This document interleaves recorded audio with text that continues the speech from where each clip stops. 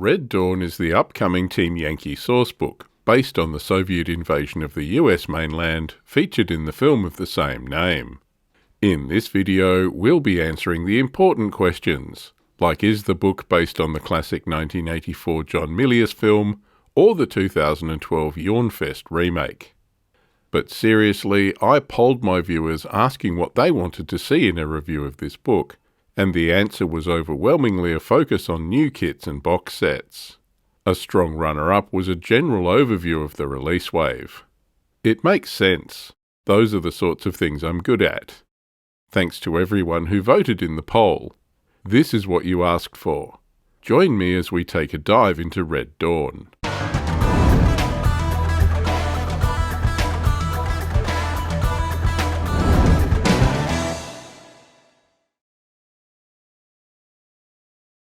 Red Dawn is the latest Team Yankee release wave for World War III Team Yankee. With this release, Battlefront are definitely steering the game further along the fictional conflict path. The narrative is based loosely on the 1984 John Milius film Red Dawn, which sees American teenagers defending their homes against invading Russian and Cuban forces. Red Dawn is due for release on December 3rd. That's December 3rd, 2022 for the rest of the world, likely December 3rd, 2023 here in Australia. The timeline of Red Dawn releases was announced while I was writing this script. We'll have a look at that as we go along.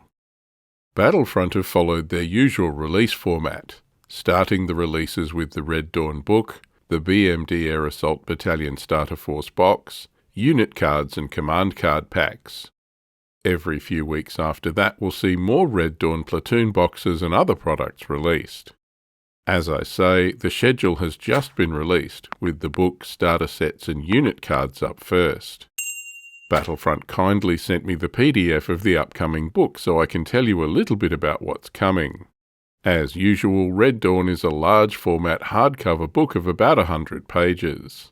The artwork and production values are similar to their other source books. The narrative in the book links the invasion of the USA to the war in Europe scenario of the existing Team Yankee timeline. The Soviets launched the invasion as a sort of second front to draw US forces and attention away from Europe and the Middle East. It documents a two-pronged attack with Soviet mechanized forces in the north and Soviet paratroops with Cuban and Nicaraguan forces in the south. Having the invasion as a mixed mechanized and airborne operation means many of the Soviet forces you already have will still be usable. You'll just get more options to add to it. If we look at the Soviet force diagram, a lot of it will look familiar. T-64s, T-72s, T-55, BMPs and so on from the standard Soviet book. But the left side of the diagram adds new options like BMD Air Assault and T-64B. That's a T-64 tank with an ERA package. More about that later. You will get a lot of the same Soviet support options as well, but with added gems like the 2S9 NONA-S self-propelled mortar battery. I know a lot of people have been asking for Soviet self-propelled mortars, and here they are. The only other addition I can see to the support tree here is the BMD observation post option for your artillery observer. So I know everyone is keen to get their Soviet airborne troops, but this release does allow you to utilize everything from your existing Soviet forces as well. There's even the Allied formations option if you want to bring some Warsaw Pact buddies along as well. It's a similar story with the Cuban forces. A lot of these are familiar Soviet equipment, but now with Cuban stats. That will make for some interesting paint jobs. Tank formations are T-62 and T-55s. These are in their standard Cold War configuration, not up-armoured or with equipment like laser rangefinders.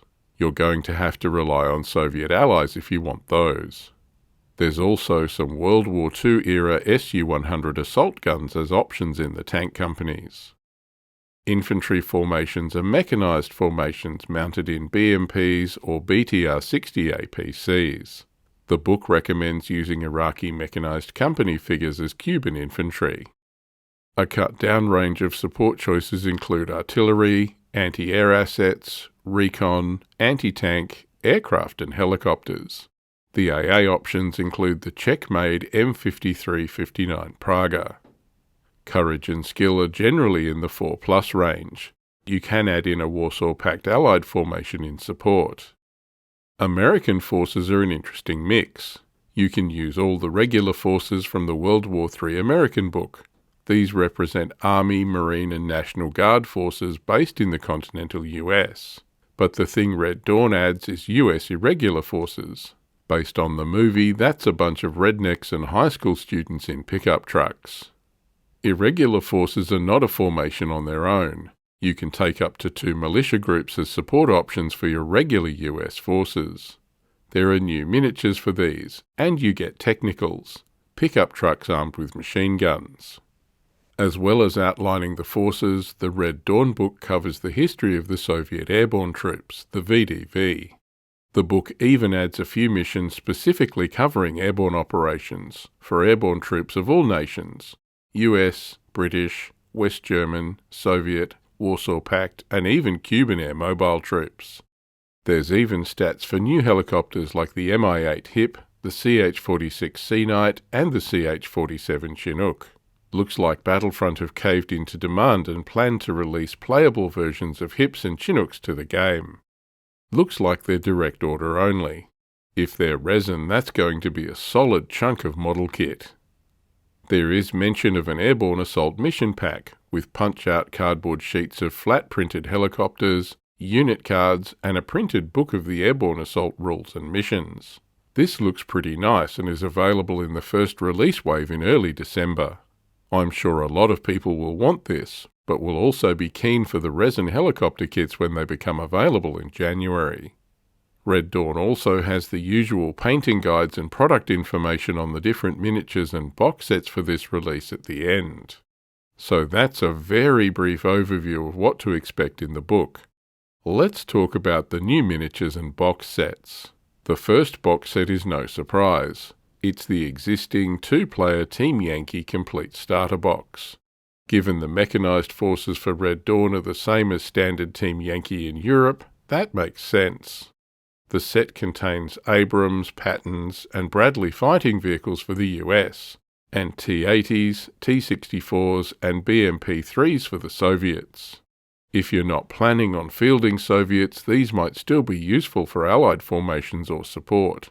And being a starter set, it has the rulebook, quick start guide, unit cards, and dice. But you're not here to see that box. You're here to see this one. This is the BMD Air Assault Battalion starter box. It's the starter box specifically designed for Red Dawn VDV troops.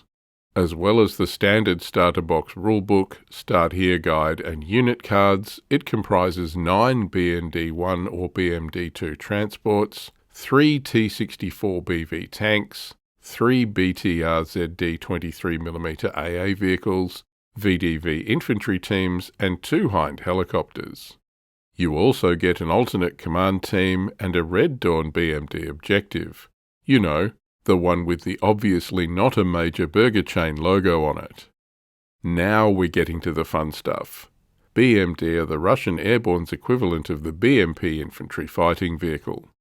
BMD is lighter and smaller to enable it to fit into transport aircraft or even be airdropped. This is a new plastic kit. We haven't seen a sprue yet, but I understand it builds either the BMD 1 or 2 versions. The T-64BV is an upgraded version with explosive reactive armour blocks. I suspect Battlefront will handle this in the same way as the T-72B. You'll get the older tank kit and a separate upgrade sprue with the parts to finish it as the BV version. The BTR-D is a stretched BMD chassis without a turret.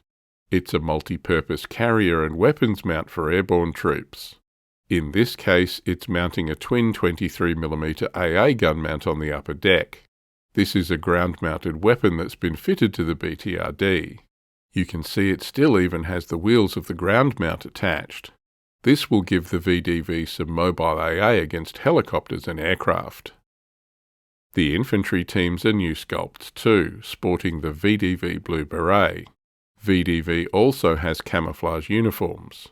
There are enough of these in the box set to build 9 assault rifle teams and 6 RPG teams.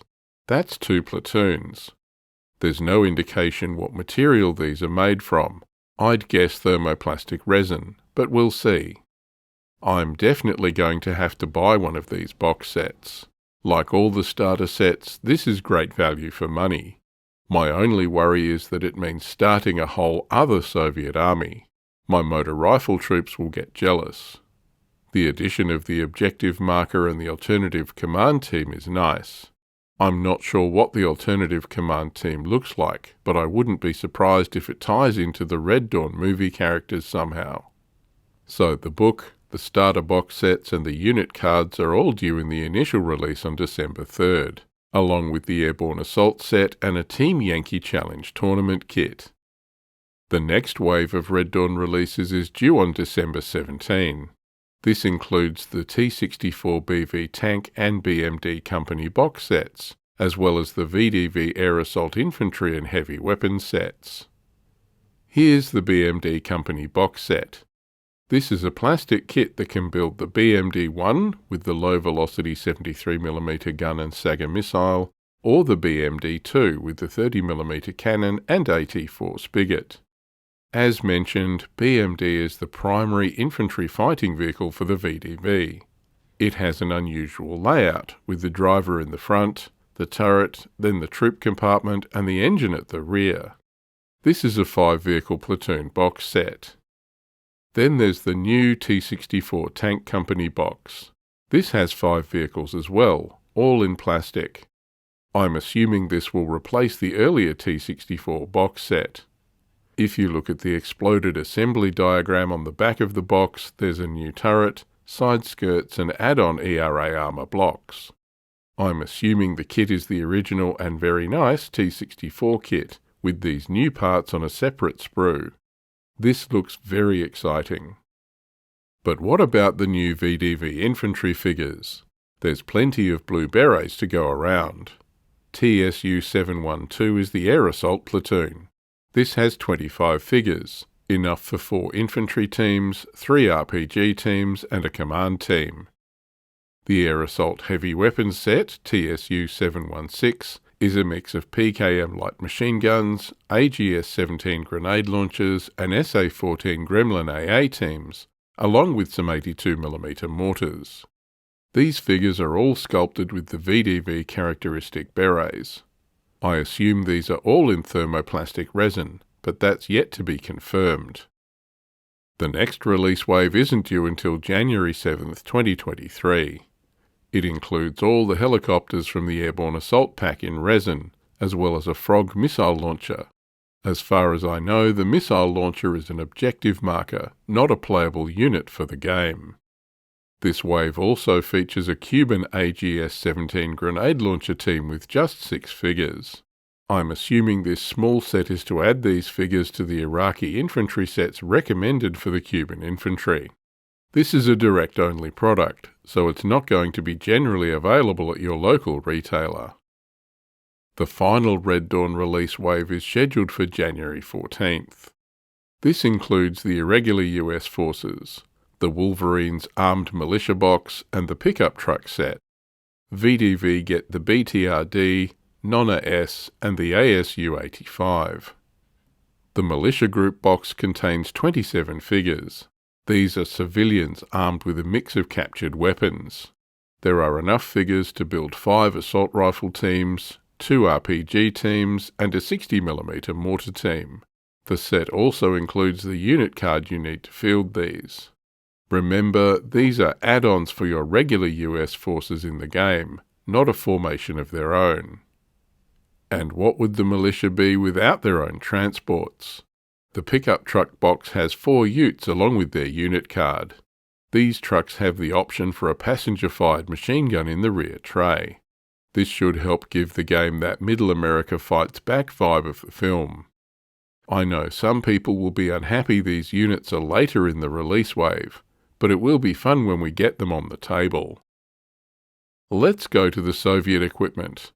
The BTR-D is a general-purpose tracked vehicle based on a modified BMD-1. Note that this kit is resin and metal.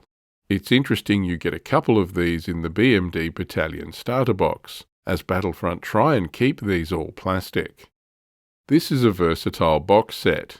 You can use it as a transport, armed with a PKM machine gun or an AGS-17 grenade launcher. It's also used as a self-propelled anti-aircraft gun. This gun is still on its ground mount. You can see the wheels on the gun carriage. It's just been bolted onto the upper deck. Your other option with this box is the anti-tank variant. This mounts an AT-4 Spigot ATGM launcher to create a dedicated anti-tank vehicle. BTR-D is very versatile and fills a number of roles including recovery, command post, signals, artillery observation, and even as a drone launch platform. The assembly guide for this shows it will be an easy build, and I might even be tempted to use any leftover ZU-23s as objective markers, or on pickup trucks as technicals. The next release is the 2S9 NONA-S SP mortar battery. NONA is the Russian acronym for Newest Ordnance Ground Artillery, and the 2S9 mounts a 120mm mortar in a turret on the BTR-D hull. This is another resin and metal kit, with a battery of 3 in the box. Again, NONA-S is air portable, and able to be airdropped as a support weapon for an airborne assault. The 120mm 2A51 mortar is rifled and breech-loaded, so the loader isn't exposed outside the vehicle in action. As well as HE and smoke, the mortar can fire laser-guided anti-armor munitions. There's also a towed version, and a turret-mounted variant used on the BTR-80 chassis. Crew is a commander and driver in the hull, with a gunner and loader in the turret. The ASU-85 is a 1950s design, mounting an 85mm anti-tank gun on a tracked chassis. Based on the PT-76 light tank, each airborne division included a battalion of ASU-85s. Using the multi-parachute and retro rocket systems, ASU-85 could be airdropped. It could also be carried by the Mi-6 and Mi-10 heavy-lift helicopters. Also used by Poland and Vietnam, by the Team Yankee timeline the ASU-85 was showing its age. Their anti-tank of 14 was marginal in the 50s and 60s. It's going to be hard-pressed against more modern tanks. As you can see from the box, this is also a resin and metal kit with just 5 parts. The box set contains a company of 5 vehicles. So, that's a quick overview of the upcoming Red Dawn releases for Team Yankee. There's a lot of fun stuff here. I'm most excited for the VDV. I can see me having to build a VDV force. The specialist vehicles for the VDV were always going to be resin and metal, but the BMD and the updated T64 plastic look great from what we can see. Others will be happy to see the resin helicopters. Personally, I wouldn't have room to store 4 HIP helicopters, or be able to transport them for a game, but there has been a steady call for these, so I hope it makes those players happy. Finally, there's the US Irregular Forces. Not a big draw for me, but I'm sure a lot of people are waiting for their armed civilian militia and their pickup trucks. It will be fun to see them in action. Anyway, I hope you found this overview of the upcoming releases useful. I will of course cover some of these with individual reviews as they come out, provided of course that I can get hold of any stock here in Australia. Thanks to Libby at Battlefront for supplying this review copy. Red Dawn has been hotly anticipated. What are you most excited for? Let us know in the comments. Thanks for watching. See you next time.